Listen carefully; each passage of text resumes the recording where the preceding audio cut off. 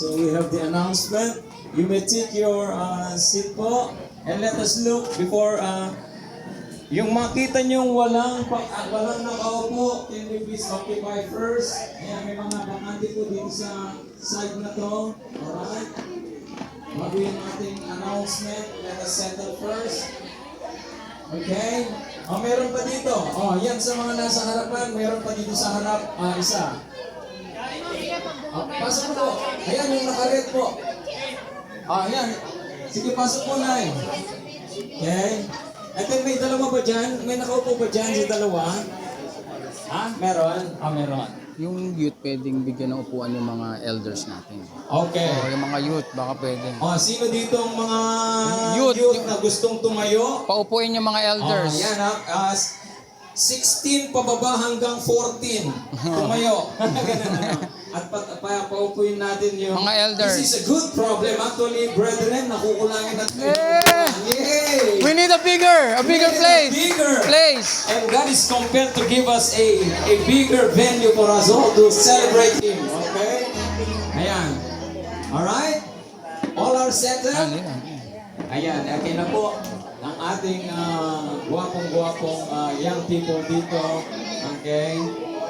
Tisoy, halika na para sa ating announcement. Okay. Sige na.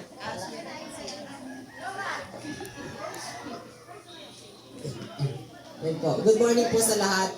Ito po ang announcement natin ngayong linggo, December 15, 2024. So, first po, Men's Basketball Fellowship po natin ay sa every third ng every Sunday po after ng every third Sunday ng buwan po. So, ang susunod po natin ay sa next linggo po, December 22, 3 to 6 p.m. po sa Greenland Executive Village po sa Phase 8 po sa Clubhouse. Then, susunod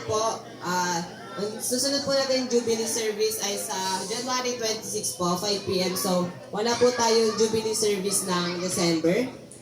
And, ang ating mga outreaches po ay itutuloy po natin sa January po sa susunod na taon po. So, pagkatapos po nitong linggo na to ay wala po muna tayong mga outreaches.